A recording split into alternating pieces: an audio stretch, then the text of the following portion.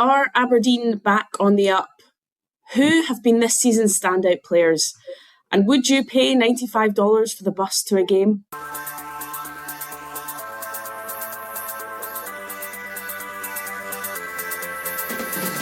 Hello, I'm Charlotte Cohen and this is the Scottish Football Podcast. All the news, views and analysis you need on Thursday the 16th of April. And has Stephen Robinson figured out what to do with Aberdeen? The criticism we get, we deserve when you're in the position we are. But I have to say the fans were excellent today. They got behind the players, and when they do that, you can see the confidence starting to run back through the team. After a massive win over Hibs, have the Dons finally turned the corner? And who are the names in the frame as we start to think about Player of the Year? Claudio Braga scores for Hearts! And of course, it's that man, Barney Stewart. Maswinisu, a brilliant goal. Goal! Wow! Congreve! We'll guide you through who the main contenders will be, and $95 for a bus. What is the World Cup going to cost for fans?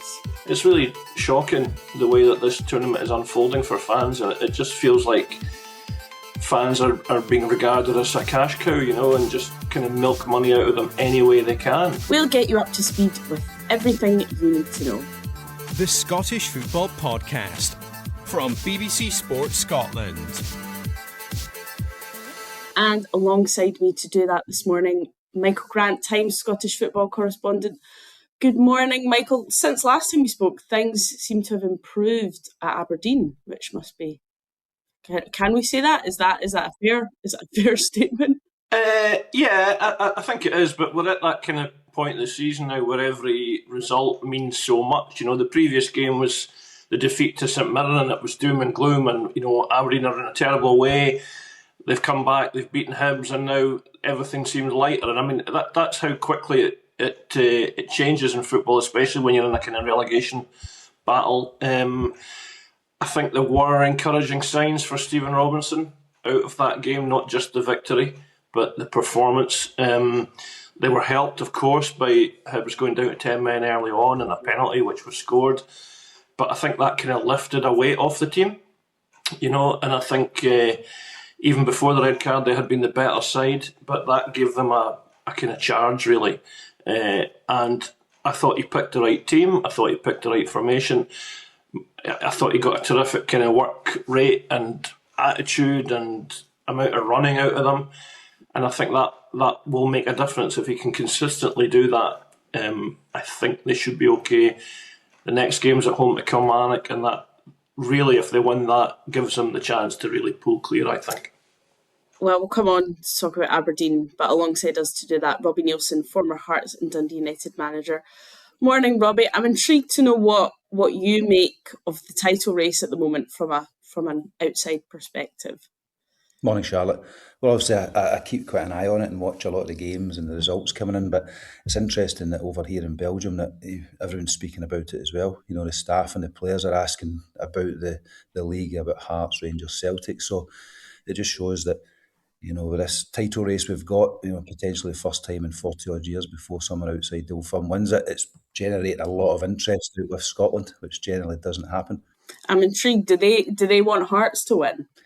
I think they're just interested in the whole someone else going to win it. So I would think, well, yeah, they obviously, most of them know Rangers and Celtic. They probably don't really know the other teams within the league, but they're starting to look a bit more at it, and look at even mentioning Motherwell as well, which was quite interesting. Some of them, when previously in the season when they were round about it. So I think it's just generated a lot of interest, and it's been great being out here and seeing it from afar. Yeah, nice for you to be able to talk about it as well, I suppose. Yes. Well, let's look at the other end of the table, because Aberdeen, Michael, we mentioned a big win over Hibs at the weekend. You mentioned you were pleased to see the team Stephen Robinson picked. A lot of positives to come out of that. Do you think that this is maybe the start of a corner being turned for Aberdeen? I think that there's certainly the possibility of that, because they deserved it. They deserved their win, and he will have looked at the way the performance came together and the team that he picked. He admitted really that he got the team wrong in the previous game at St Mirren. He made changes at half time, which improved things a little, but it was still a terrible performance. But they were better against Hibs, and it's simplistic to say it, but if the work rate and the intensity is there and the attitude is correct, that's a hell of a base to start with, you know. And Aberdeen do have good individual players. They don't have enough, I would think, for the money they've spent. But they do have guys that can make a difference down at the bottom end of the league, you know. As I was mentioning a second ago, the next game is at home to Kilmarnock. Now, if they win that, they go 8 points clear of Kilmarnock, and the goal difference is already better than Kilmarnock's by about 13. So that's effectively 9 points. But if they lose it, you know, you're right back down to 2 points, and the kind of goodwill of the Hibs victory is disappears already, and all the tension comes back. And Robbie will have been through it in his career, you know. That's a factor, isn't it? You know, that the tension around the club, the fear of going down, the financial consequences, job losses, the fans are on your back. But, you know, a lot of that lifted, even if it's temporarily, a lot of that lifted with the win over Hibs, you know. I do think it was a significant result. I really do for Aberdeen's season. Do you think, Robbie, a lot of the talk has been about the way Stephen Robinson likes to play and likes to have his teams? Do you think Aberdeen are starting to look more like that traditional Stephen Robinson side that we've all been so used to? I think, to be honest with you, seasons can turn on moments, and I think the sending off after 14 minutes on Saturday was a big turning point for Aberdeen. It could be a vital one because, in my opinion, that totally changed the game. You know, after that, Hibs are a man down. They have to change their shape. They bring Bushiri on for Hanlon. Hanlon's been a big player for them, both ends of the box. You know, I think that Kevin Nesbitt gets a penalty after 4 minutes and scores it. Scores another one after that, and I think that was a massive turning point. I don't think it's a big indication of how the team's been playing. I think they've been poor previously, but I think it did, as Michael said there, it almost lifted a weight off them a little bit. You know, that win, once you get 2-0 up against 10 men, you're probably going to go and win it. I think when I looked at the stats, Hibs had like 0.06 XG, which is like unheard of. You know, that's like one goal every 100 attempts. So I think that red card made a huge difference.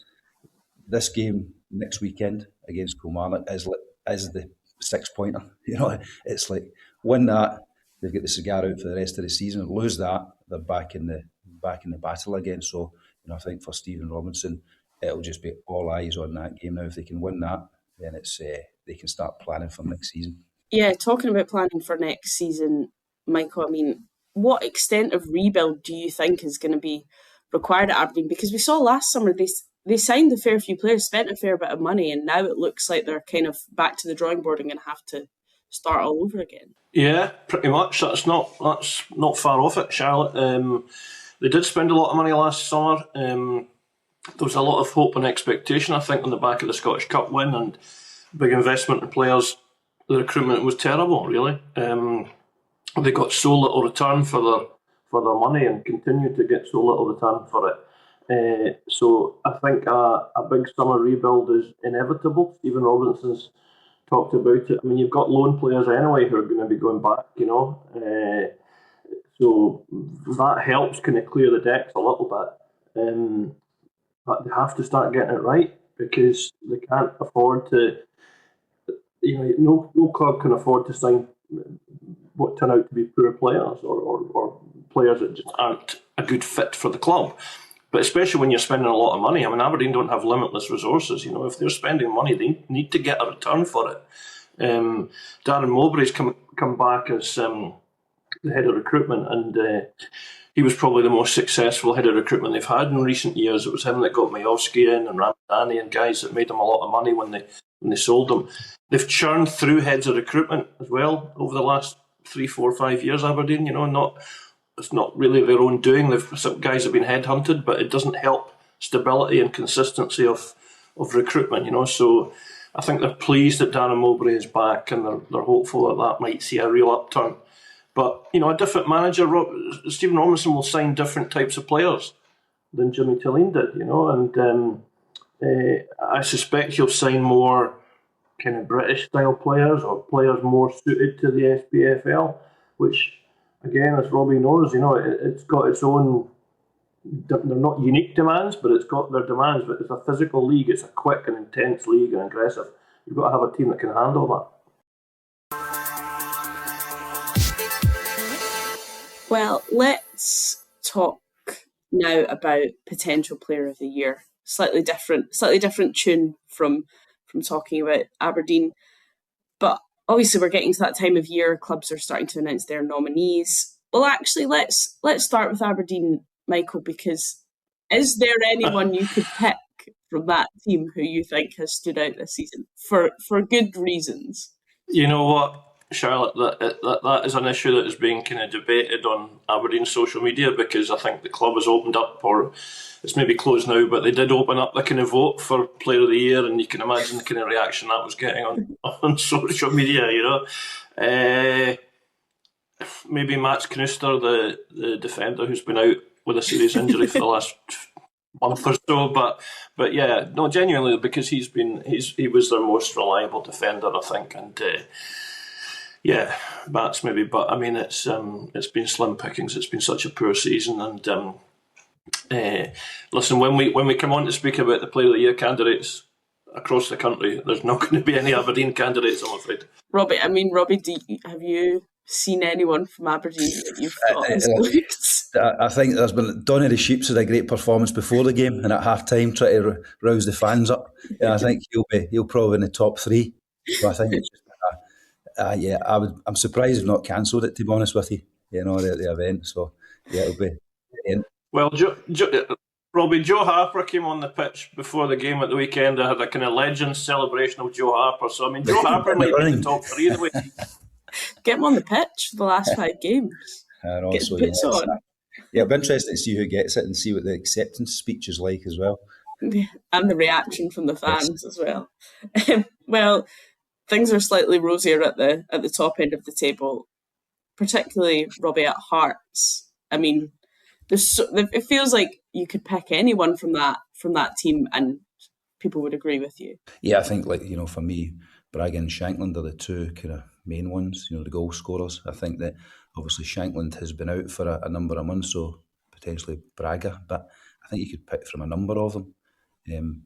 Yeah, for me, toss up between Braga and Shankland. I'll go for Shankland simply because I signed him and I like him and I know him well. So yeah, for me, Shanks, and yeah, hopefully can get them over the line and really cement it. What about then, Michael, the old firm clubs? Because, well, let's look at Rangers first. Is there anyone from Rangers that you think has been a particular standout? I mean, it's crazy to think that, like, it was Russell Martin was there at the start of the season and had the likes of Nico Raskan, who's doing so well now, wasn't even in Martin's thinking. So I'm just wondering, any standouts from Rangers across the board? It is amazing that, I mean, Rangers could well win the league, and yet there's not really outstanding candidates. You know, I mean, when Nico Raskin plays well, he is outstanding. You know, but he's not doing it all the time. You know, I mean, at the game at Falkirk, he kind of ran the second half almost, you know, or single-handedly kind of hauled them back into it. But like the rest of the team, he was anonymous in the first half, you know.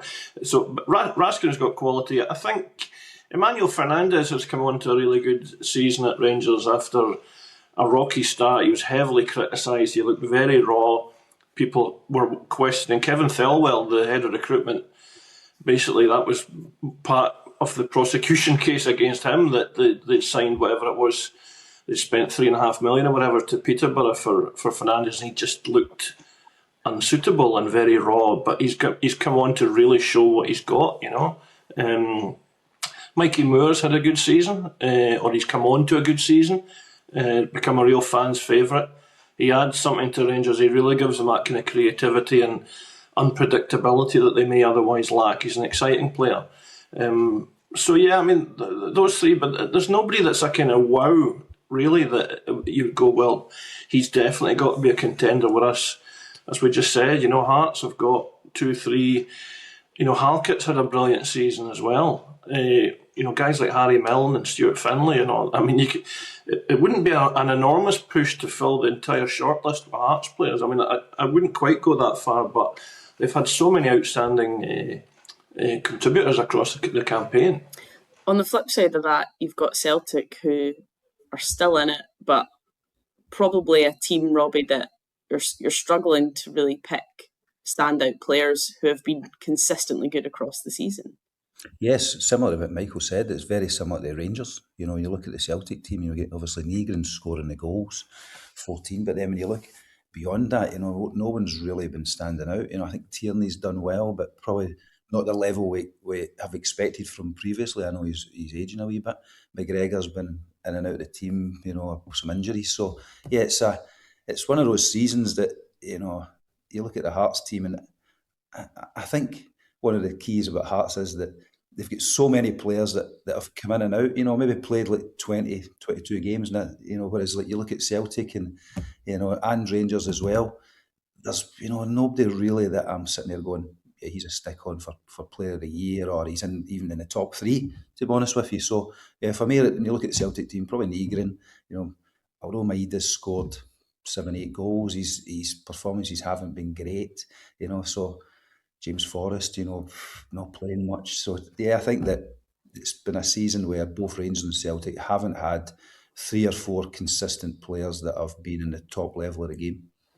And still could both win the league, which is which is amazing. It's amazing when you think about it. You know that, you know, there's generally when you pick the teams of the years, it's, you know, 3 each for Rangers and Celtic when it's looking for the top 5, and you've got 1 or 2 from out with that. You know, I think this year the actual team of the year will be very, very interesting, because I think you'll have players from all over the league. You know, I think there'll be Murrow guys in there.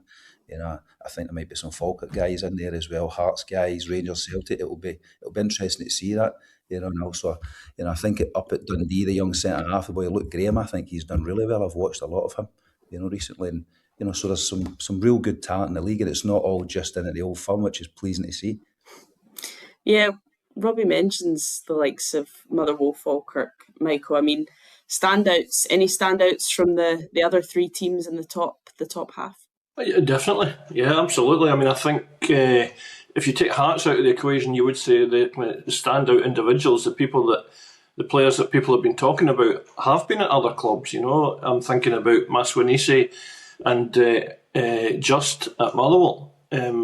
Both have been outstanding. Just is such a lovely footballer to watch. You know, he's clever. He's makes impacts in games. He's goals and assists. You know, he's just a joy to watch. Really, Maswanisi's been terrific. 22 goals across the campaign in all tournaments. I think at Hibs, Nicky Cadden's had an outstanding season. What deliveries he's been putting in all season long, you know, fantastic. Barney Stewart is getting a lot of attention, and rightly so. It's been a breakout season for him. We all know the story about him being at university a couple of years ago, and now, you know, terrorising defences up and down the country, you know. And also Calvin Miller, I think, has been terrific. Every time I see Falkirk, I'm impressed by Calvin Miller. So, I mean, you know, forgive us if we forgetting anybody here, but I mean, you know, these guys have been outstanding, I think. I suppose the difficulty is the teams in the bottom half fighting relegation. We obviously touched on Aberdeen and it being a real struggle to pick anyone who stood out. But Robbie, I mean, you look at the likes of Kelly, the likes of Dundee, St Mirren, Livy on bottom. Is there anyone from those teams who's stood out particularly? To be honest, when you're looking at the teams down the bottom end like that, you know, you're probably looking at the guys that are scoring goals for them. You know, so you've got like Mandarin at St Mirren, you've got the boy John Jules at Kelly.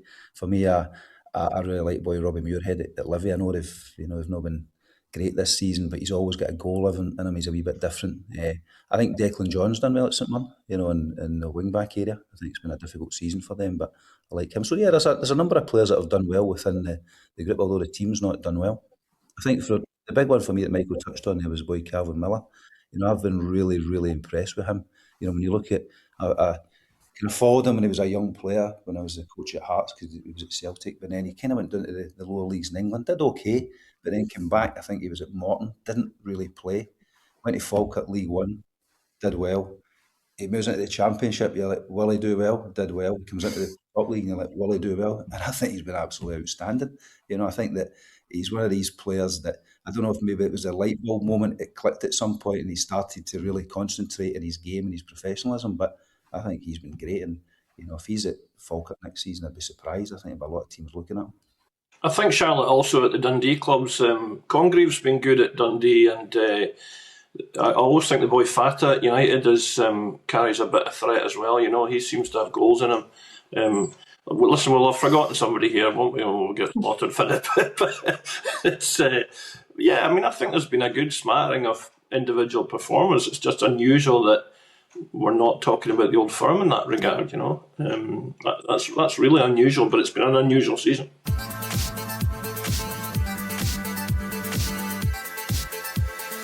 Well, finally, let's take a look at the World Cup, because a lot of the talk has been about the cost, and it now looks like if fans don't want to pay the $80 to get the train to the stadium in Boston, they're potentially going to be facing a $95 bus journey to get to the stadium. But Michael, is there a worry here that we're reaching a point where this tournament is becoming unaffordable for fans potentially just throwing money at it and not considering the consequences, and come August, the situation looks a bit more dire? I don't know. You don't know whether to be angry or just sad about this. It's really shocking the way that this tournament is unfolding for fans, and it just feels like fans are being regarded as a cash cow, and just kind of milk money out of them any way they can. I mean, it seems unavoidable, as you say. The stadium in Boston, for example, is half an hour away from Boston. It's actually in Foxborough, isn't it? So it's half an hour. You have to take public transport, or else you hire a car and you park there. And the parking places at the stadiums are extortionate. So that's money. Okay, so don't do that. We'll take the train. Well, the train price has been multiplied by 4. Okay, you take the bus. The bus is even more expensive at $95. There's a complicated reason for this, which is the local councils, local authorities don't want to be burdened with the cost of this extra transport they're having to lay on, and security, and the disruption to the local community and the local transport structure from having World Cup fans. So they don't want to shoulder that burden or put it onto their taxpayers. So the alternative is you just hike up the prices for the football fans, And what this comes down to, of course, is FIFA. FIFA are going to make about they're estimated to be £2.6 billion profit from the World Cup. And it's through things like this where they franchise out things like transport and say, well, it's up to you, charge what you like. And it's awful, really. It's disgusting. I wonder, Robbie, because you'll know the American footballing landscape. I wonder because they obviously have massive sporting events over there, the Super Bowl, NFL, concerts, all these kind of things. But I just wonder how you think they maybe view this World Cup. Because obviously we look at the Euros in Germany, and that was, it was a whole thing. All the Germans were getting involved, and it was, you could tell the football was the priority. It's just a different experience. It's not a European experience. Like the American. I've been to Foxborough, to the stadium before. I watched a New England Revolution game. It's it's an hour, 45 minutes to an hour away from Boston. There is like a mall, a little bit like the Fort in Glasgow, but smaller. So you've got some shops next to it, 3 or 4 bars. Other than that, there is nothing. So it's the way they do it in America. You go to the venue, you spend your money in the venue. That's what you do, and the prices are extortionate. If you're going, they'll be. When I was there, it's $18 for a beer. And that's at MLS. They can charge whatever they want. It's the way. It's capitalism. It's America. That's it. They could charge $35 for a beer, but because you've nowhere else to go, you have to pay it, and that's just the way it is. So it's going to be super, super expensive. I think that it's a different experience for the fans. You're not going to be in Scotland or in Europe. We tend to spend maybe before the game out with different restaurants, bars, socialising, come to the venue, watch the game, leave, go back to the restaurants and the bars you've been at. In America, it's about getting you there, keeping you there, making you spend money there. And that's what it's going to be, especially in Foxborough, because there's basically nothing else to do around about it than spend money at the stadium. So it's going to be super expensive for the fans. I think it'll be a real eye-opener for them when they go there. It's very difficult to get public transport anywhere because the infrastructure's not great. and when they do get it, they charge a fortune for it. So yeah, it's I think all the fans that are going need to start saving just now, because look, you're going there and you want 2 beers can cost you $60, you know. So it's FIFA. Incredible. The other thing is the referee situation, Michael. No Scottish refs at the World Cup. I know when they brought in VAR, it was kind of in response to having no Scottish officials at the Euros and wanting to kind of get our referees on the world stage. But I suppose another blow to Willie Collum and his officiating teams. Yeah, it is. I mean, it's embarrassing when you see the list of officials that have been selected for the World Cup. It's like a phone book. I mean, it's an enormous list of refs and assistants and VARs. And the first time you see it, you're scanning it to see if there's a Scottish name on it, and there isn't. And I know that every single listener we have on this podcast will go, aye, well, that's not a surprise, because we see what they're like, and I do think that this is not a great crop of referees at the moment. It'll be a blow to Willie Collum, there's no question about that, because it's been part of one of the pillars for defending the use of VAR, isn't it? And the introduction of VAR, that without VAR, our refs don't get a chance or won't be considered for the major tournaments. Well, we've got VAR, which is deeply unpopular with supporters, but we still don't have referees getting picked. And the other slap in the face is that there's a Swedish official going to the tournament. And of course, what we know about Sweden is it's the one country in one major league in Europe that doesn't have VAR. So it's I'm afraid Willie's argument and the SFA's argument about VAR, refs needing VAR to prop up their case to go to tournaments, it's kind of dissolved on this one. We could do a referee of the year, given that we were talking about player of the year. That would be interesting.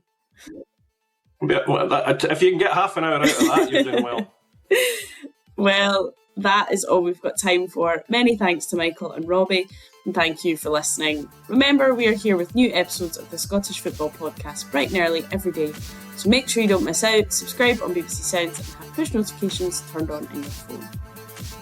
Have a wonderful rest of your day, and we'll catch you again tomorrow.